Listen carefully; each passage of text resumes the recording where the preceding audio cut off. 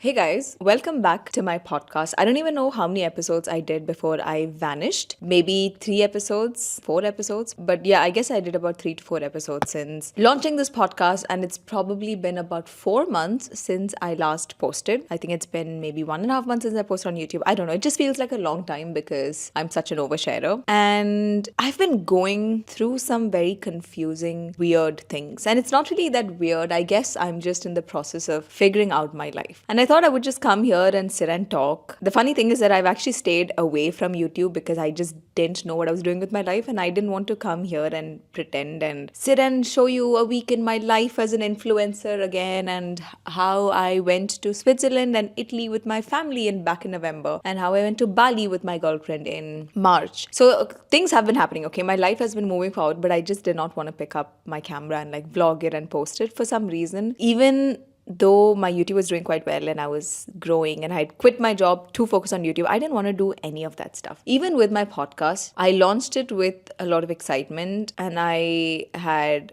a certain vision of how it was going to be. And then by the end of the third episode, I just decided that I don't want to do it anymore. It wasn't that I decided it. It was just that I guess in my mind, I knew I wasn't really going to post again and I was okay with it. And I guess the reason for me to come here and talk is because I don't think I'm ever going to figure it out. I've just, not that I've accepted it, but I have to come to terms with the fact that I cannot just wait until I have things figured out. So this is an episode where I'm just going to rant. Literally, I'm just going to talk about everything that's been going on, which is not a lot, but in my head, it's everything, and how I'm feeling and all of that. So starting with a short life update. So as you guys know, I quit my job in August, by the end of August, and September, I traveled to the UK. I traveled twice and it was great. As soon as I came back, I felt this wave of not knowing what to do with my life. And many people did tell me that it's gonna come and go. When you do something full time, like social media, you're going to feel lost a lot, and then you're going to find your why, and then you're going to lose it again. And I didn't really believe it because in September and October alone, there were a lot of days where I really enjoyed what I was doing. So I thought, oh, I have found it. Like I found that click.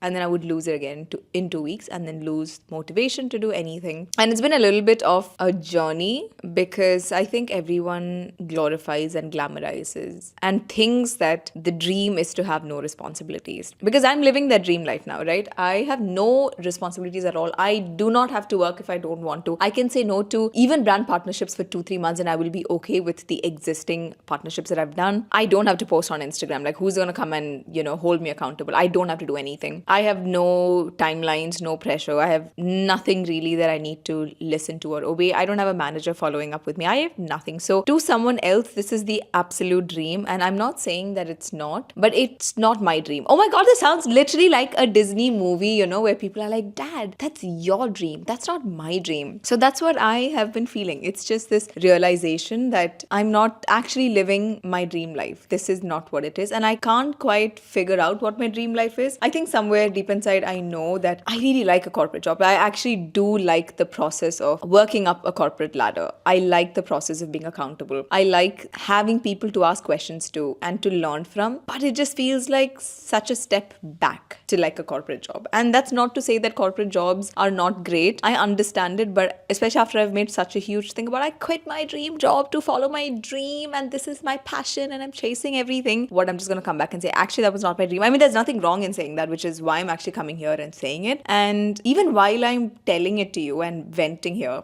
I feel a bit of relief in accepting that maybe I work better with people. Now, the thing is, it's not even that simple because now I've got so used to having all the time in the world and not being accountable that even if it's not making me happy, I've got comfortable with it. So in the past couple of weeks, there have been so many times where I've considered literally messaging my boss and being like, hey, do you want to give me some work? And I've been so close to typing out that email and I've stopped myself because I don't even know if I'm going to enjoy that anymore. So it's weird, you guys. I know you're listening to it and thinking, oh my God, you're lost. I'm not lost. I guess I'm just trying to do the right thing. Not right for me, right for everyone else. Like I can't just hit up my manager and say, hi, listen, I think I need a job. Like I need structure in my life because what if she does give it to me and then what if I'm like, actually I don't want it anymore? Like I can't keep doing that. I have to make up my mind and stick to it. So I've just been thinking about it for a while. I've been thinking about, okay, even if I do go back, what capacity do I work in? Because I obviously can't do a 9 to 5. I have got way too used to this life. I can't do it and I don't want to do it, but I still need something to do. So that's how my job aspect has been going. And the funny thing is that before quitting itself, I knew it. I knew this was going to happen, which is why I took so long to quit, because I know myself. I've come to realize that I actually know myself really well. So I've made countless videos on why I would never quit my job, and even if my social media takes off. And a lot of the reasoning that I gave was I thrive under structure. I thrive when someone tells me what to do. I work better with people. I'm not super self-motivated. I can't do those things. And I always need my entire day to be filled with something that I don't necessarily care about that much, so that when I work on something that I care about, it feels like escapism. Does that make sense? Not to say that I didn't care about my job, but obviously in my mind, I know that it's just a job. Like, I will still show up, I'll still be a really good employee, I'm still going to help out as much as possible. But do you get what I mean? Oh my God, I'm so confused. So I have understood that I need social media to not be my full-time thing, because I don't enjoy it. I don't think it's meaningful enough. Even if people watch my content and they feel less alone, I'm so sorry to say this, I don't think that's good enough reason for me. And every time I talk about this on my Instagram, that I feel lost and I don't know if this is my career path, I get so many messages from people saying, oh my God, you're living the dream life. Like, we've all been conditioned to feel like we have to work really hard in order to exist. And I agree with all of that, but I just think that I work better with structure, and social media does not give me that. And I've also got messages from people who are asking me to find a hobby, but okay, does your hobby really fill up 9 hours in a day? It does not. It gives you 1 hour, 2 hours, after which you're going to get bored. So yes, I am engaging myself in a lot of different things. I'm learning a new language. I'm doing all of that as well, but I just feel this void in me. So yeah, and as I was saying, before quitting my job, I made a video, and in that video, I also spoke about how I need to be challenged. I'm someone that needs to be challenged, and I have to work in a field where I'm equal parts challenged and equal parts good at it, and that's when I really thrive. And I knew that social media was not going to be that place for me. Yeah, knowing all this, I still quit my job because it was getting too much, and it just wasn't worth the stress. My full-time job was super stressful, and being able to manage both was getting super hard. So because of that, I had to quit. So I ended up quitting, and it's a decision that I'm so glad I did, because at least now I know that I don't thrive in this path. So when I talk about it on my stories as well, a lot of people are like, oh my God, did you make a mistake? Do you think you regret it? And no, I don't regret it at all. It has shown me what I need to know, and now I need to find my path forward. Yeah, that is just the job part of it, that job literally being a small part of my entire confusion. The second thing is, I'm hopefully, touch wood, I'm turning 27 in 2 months. It's April, May, June. Yeah, in 2 months I'm turning 27, and I'm approaching my 30s, and it's a scary age. I know 30s is young. I know everyone after they cross 30, they're like, actually, why were we freaking out? I understand all of that, but that doesn't take away from the fact that I'm still so scared of turning 30, and I'm so grateful to be alive, and I'm so grateful to be healthy, so I don't take it for granted. It's just that fear of questioning what I'm doing with my life again. And I never used to question what I'm doing with my life. Like, at my job, I never felt that way. So that's when I know that a job is necessary to occupy my mind most of the time, so that I can be sane. When you have too much time, it fills up, like your mind is filled with unnecessary things. It's filled up with stuff that you otherwise would not care about. So that's what I'm going through. But yeah, as I was saying, I am turning 27, and 25 didn't freak me out. A lot of people freak out when they turn 25. I didn't go through that, because 25 was just like such a cute age. It's literally like you're young and you're still sexy. 27, I feel like, oh my God, something is wrong. Which is funny, because at 25 I was not strong or fit, and I was not taking care of my body. And if anything, at 27 I'm probably the happiest and the fittest and the healthiest. So that is one angle in which I should look at, but it doesn't take away from the fact that I feel like I'm growing older and I've not done anything. Even when I'm telling this to you guys, I just want you to know that logically I know it's not the truth. I've achieved so much by the time that I'm 27, but there's just some feeling there, okay? I need to dig deep and figure out what is going on. But yeah, growing older has also been a little bit confusing, because 27 means I'll be 28 and 29 and 30 if I'm meant to be alive all of those time. Oh God, this topic scares me. But yeah, 27 means before I know it, I'll be 30 years old. Before I know it, I'm going to turn 28 and 29 and 30, and I would probably not have achieved anything. But what is my mode of it? Like, what is my metric of achievement? What is my metric of success? I also do not know that. So it's very easy to feel lost when you don't know what you're headed towards. And a huge reason is because I guess for the past 2 years, or maybe for the past 1 year, I thought that my ideal life would be a life without restrictions. And it comes from the fact that when I was younger, I was really restricted. My mom was so strict, and I was grounded for so many years, and all of that happened. happened. So whenever I used to dream about my life, it used to be, oh, I'm so free, I'm traveling everywhere, I'm doing this and I'm doing that. And solo traveling eventually became a part of that dream because, okay, I'm going to overshare a bit here, but when I was about, I think, 20 years old, I got the opportunity to travel to New York for the first time ever. It was a big deal for me because New York was my lifelong dream. I mean, I was 20, never mind. It's not lifelong, but for most of my teenage years, I wanted to go to New York. So at 20 years old, I finally had the chance to go there to attend this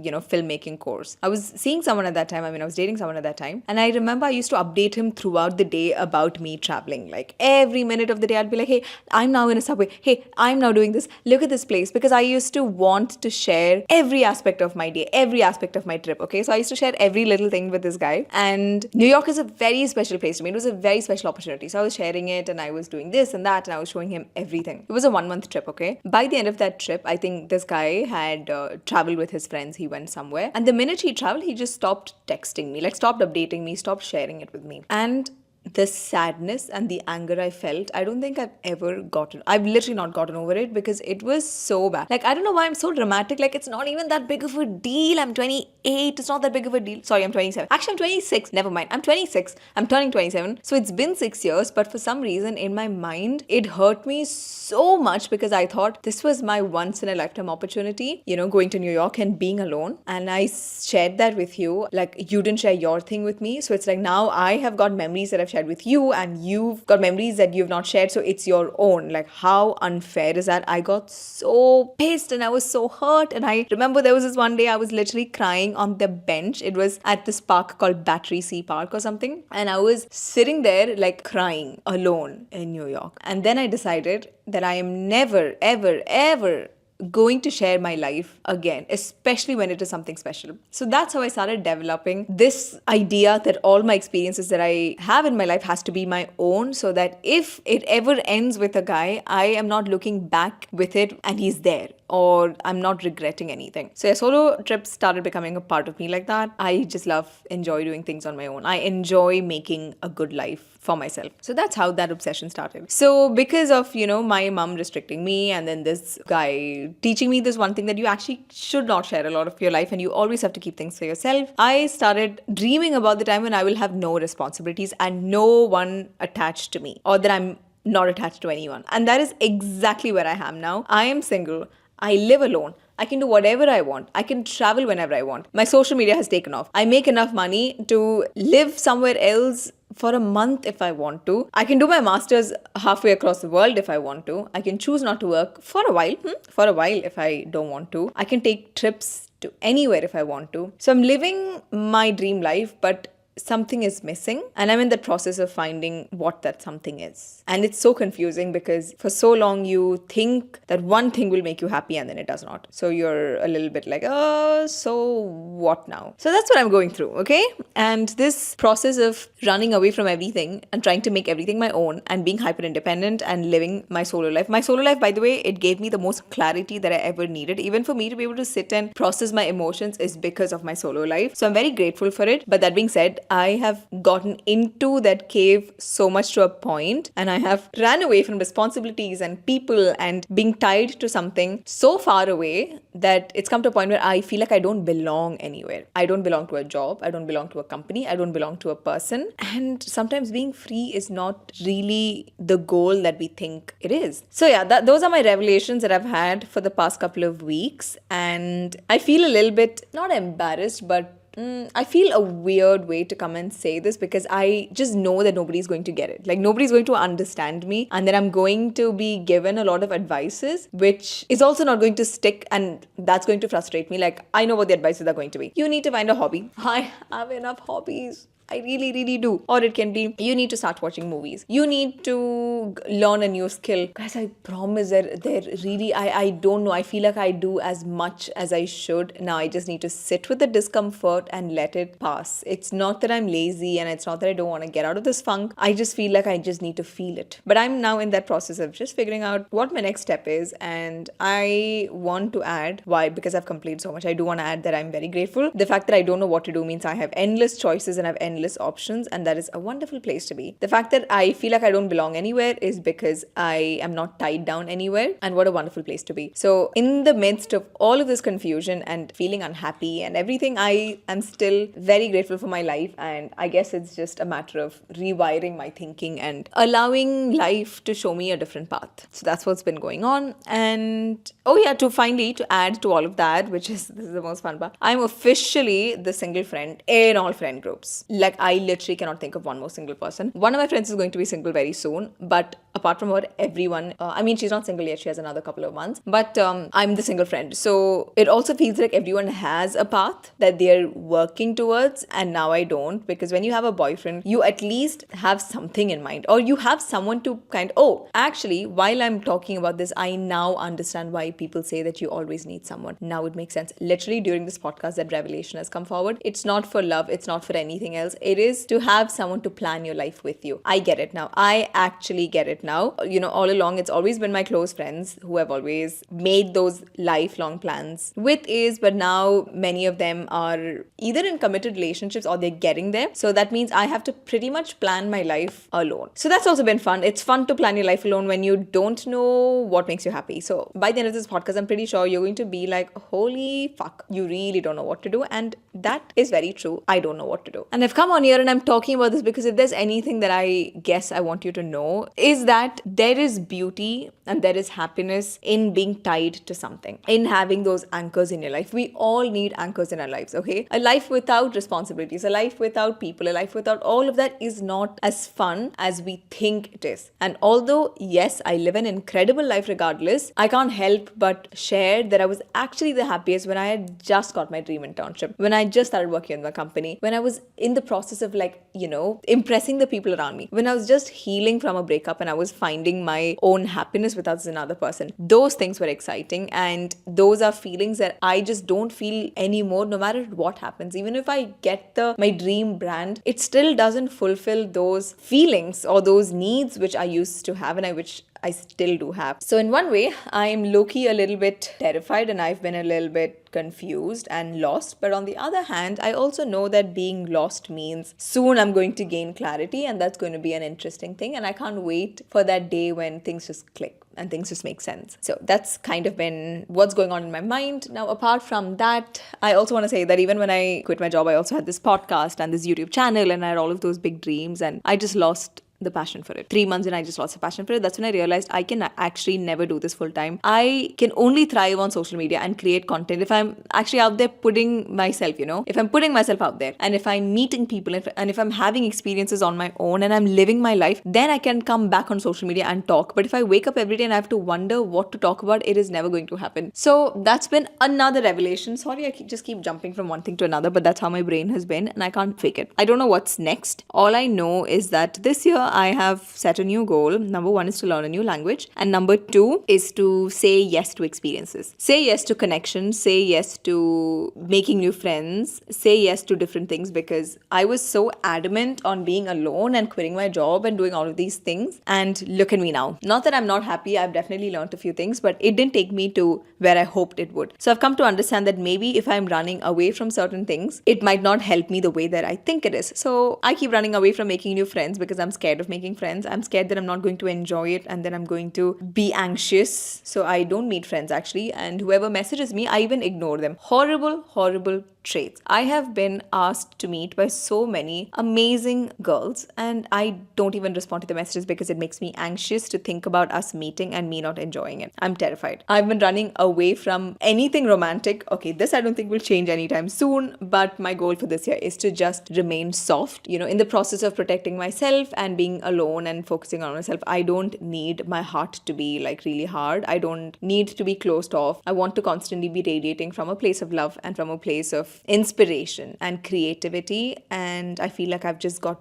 too sucked into this hole of being alone that I've hardened up. So my goal this year is to also soften up, you guys. I don't know how that's going to happen. Hopefully it will happen by meeting new people and having interesting conversations and going for dinner and having fun and laughing. Hopefully that happens. So yeah, My goals for this year: learn a new language and stay open and stay soft. That is an end to this episode. I am so sorry if I've just vented on and on. Maybe you might find it interesting because, from an outside perspective, I'm living a really good life. I'm not saying that I'm not, but this is also what's going on in my mind. And it's just a wonderful duality. We all need duality in our life, and maybe this is just my version of it. Even if I'm confused, I will hopefully figure it out. That being said, don't forget to practice your affirmations for the day and say a little prayer and thank God, and always be working towards your dream life, which is kind of ironic considering the fact that I just word vomed here. I just don't know how to end this episode. I don't even have clarity on how to end this episode, but I hope you guys enjoyed whatever this was. Okay, bye.